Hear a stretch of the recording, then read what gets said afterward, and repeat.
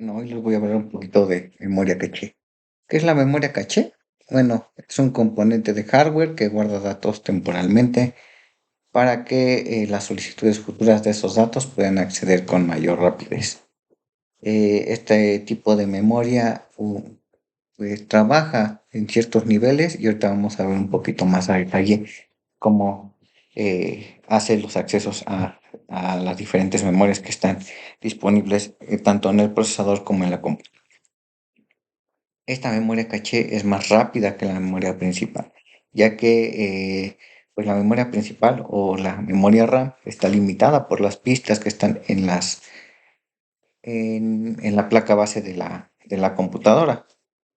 La memoria caché, a diferencia de la memoria RAM, está incrustada directamente en el procesador y es por eso que es más rápida.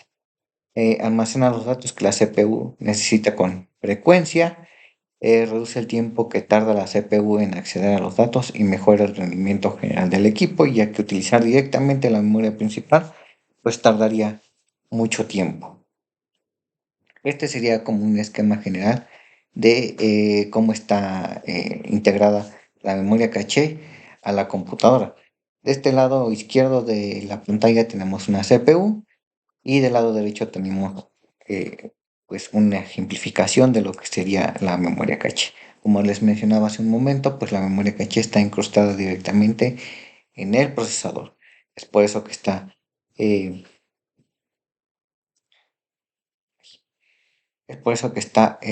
bueno, que se muestra como si estuviera una memoria incrustada directamente en el procesador. La memoria RAM, caso contrario, está incrustada en la placa base, tiene mayor tamaño que la memoria caché. De hecho, la memoria caché es de un tamaño muy pequeño y no está, bueno, tiene ciertas limitantes, ¿no? Por esos cuellos de botella que se hacen en las pistas de las placas base de las computadoras.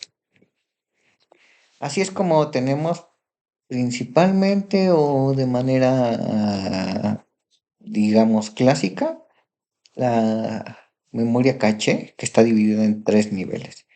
Ahora, hace algunos días estaba revisando documentación de algunos procesadores de Intel que ahora ya solamente manejan un nivel de caché. Sería cuestión de documentarnos para ver cómo funciona esa parte, pero nos vamos a quedar con esta arquitectura que es un poquito más clásica. Donde tenemos una CPU, adelante tenemos una caché nivel uno que es una memoria pequeña, siguiendo con una caché de nivel 2 que es una memoria un poquito más grande que la de nivel uno, y posteriormente una caché nivel 3 que es más grande que la caché nivel 2. Finalmente, pues la memoria principal de la computadora. Y pues bueno, a medida que se va accediendo a niveles más grandes de memoria, pues obviamente el tiempo de recuperar los datos pues es más lento. A grandes rasgos, ¿cómo funciona la memoria caché? Tenemos el CPU. Hay datos que requiere recuperar la CPU para procesarlos y revisan la caché nivel uno. Si es que ahí están los datos, los toma, los procesa y nos muestra el resultado. En caso de que no estén en el nivel uno, verifica que esos datos estén en la caché nivel 2. Si no están ahí, procede a pasar a la caché nivel 3. Y si no están ahí, ahora sí procede a sacarlos de la memoria principal. Una vez que en un nivel se tienen los datos, pues únicamente se pasan de regreso hacia la CPU y, eh, y pues, la CPU los procesa. Entonces, cuando el procesador intenta leer o escribir una palabra, llámese una palabra, un dato en esa memoria, se realiza una revisión para determinar si la palabra está en caché. Si la palabra está, es entregada para lectura o escritura y para procesamiento. En caso de que no esté, la palabra es copiada en caché para posteriormente utilizarla para la lectura y escritura, que era lo que les mencionaba hace un momento. Este es el tamaño que están utilizando ahora las memorias cachés. Este video es del 2024 y estos son diferentes procesadores de Ryzen de la marca AMD. Vemos que la caché nivel uno es un poquito pequeña, y a medida que se va aumentando el nivel de la caché, pues esta va incrementando su tamaño. Obviamente, pues la memoria principal ya no está limitada a 128 megabytes, sino ya está limitada a gigabytes. También hay que tomar en cuenta que eso tiene que ver, sí, con estas tamaño de cachés, pero también con limitaciones de acceso a la memoria y todo ese tipo de cosas. De hecho, si incrustamos el tamaño máximo de memoria principal o memoria RAM en este caso, a una computadora, nos vamos a dar cuenta que no necesariamente se tiene acceso a toda esa memoria, sino que siempre hay un pedacito que ya no se puede acceder a ella. Ahora vamos a ver un poquito del funcionamiento, más o menos es un ejemplo para ver cuánto se tarda en hacer la lectura de los datos en memoria caché y en memoria principal. Entonces, supongamos que tenemos una caché nivel 1 con 1000 palabras y el tiempo de acceso es de 0.01 microsegundos. Y un nivel 2 con 100.000 palabras y un tiempo de acceso de 0.1 microsegundos. Obviamente el acceso en la memoria principal es un poquito más grande. Si el 95% de los accesos en la memoria se hacen en memoria caché, entonces el tiempo promedio es el siguiente. Multiplicamos el punto 95 de los accesos en memoria caché por 0.01 microsegundos. Es decir, el CPU agarra, revisa que está en caché, el 95% de las veces sí está en caché los datos que se van a requerir. Pues bueno, el acceso es 0.01 microsegundos. Por eso se multiplica por el punto 95. Ahora bien, no necesariamente, bueno, esto es teórico, no necesariamente tendría que ser así. Siempre hay retrasos por alguna situación, pistas, resistencia de materiales, etcétera. Entonces, esto es meramente teórico.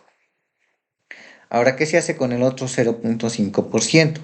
Pues bueno, el procesador tiene que verificar que los datos estén en el nivel 1 de la caché, es decir, se tardaría 0.01 microsegundos y posteriormente ir al siguiente nivel y traer los datos, que sería 0.01 microsegundos, que es lo que está aquí. Por eso está sumando este tiempo.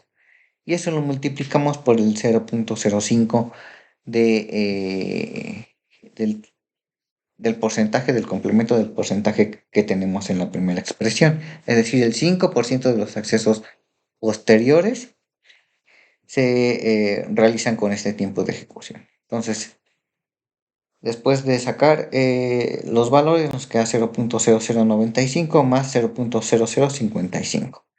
En ese caso, el tiempo de acceso promedio a los datos es de 0.015 microsegundos.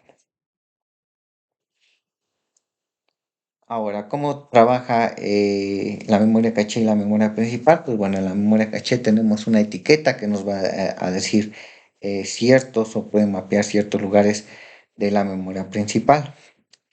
Y tenemos el bloque, que es la longitud del bloque, las palabras que puede tener, etcétera, etcétera, etcétera. Entonces aquí se guardan los datos y tenemos una etiqueta. Posteriormente vamos a ver cómo se dividen los bits para estos dos bloques, bueno, estas dos partes de la memoria caché. Por otro lado, en la memoria principal, pues no tenemos esos tags, simplemente tenemos la memoria principal que tiene pues un cierto límite, dado que pues, tenemos una memoria caché de cierto tamaño, también tendríamos una memoria principal de cierto tamaño limitado a esta parte de acá. Ahorita vamos a ver más adelante por qué. Entonces, para el mapeo se considera que esta memoria consiste de un número de bloques de longitud fija de K palabras cada uno, por lo que en cada bloque se tiene este numerito de aquí, 2 a la n sobre K. Se tiene un conjunto de C-1 líneas en caché. El número de líneas es considerablemente menor al número de líneas en la memoria principal. Ya les había dicho por qué. Este es una memoria que tiene que ser pequeña. Al incrementar el tamaño de la caché, pues se está haciendo, este, pues estaría aumentando la complejidad de acceso a la memoria caché. Entonces, por eso tienen que ser memorias muy cortas. Para realizar el mapeo en cada línea se incluye un tag, que es la etiqueta que les decía hace un momento, un bloque particular de la memoria principal, bueno, de la memoria caché, perdón. O sea, no sé, el tag tiene que ver con una etiqueta que asigna un bloque de la memoria principal a un pequeño bloque de la memoria caché. Vámonos entonces a describir un poco de lo que es el mapeo. Hay dos tipos de mapeo, bueno, por lo menos dos mapeos que vamos a ver hasta ahorita. El primero que vamos a ver es mapeo directo. Entonces, cada localidad en la memoria es mapeada exactamente a una localidad de memoria caché. Aquí tendría que decir, cada localidad de memoria principal es mapeada exactamente a una localidad de memoria caché.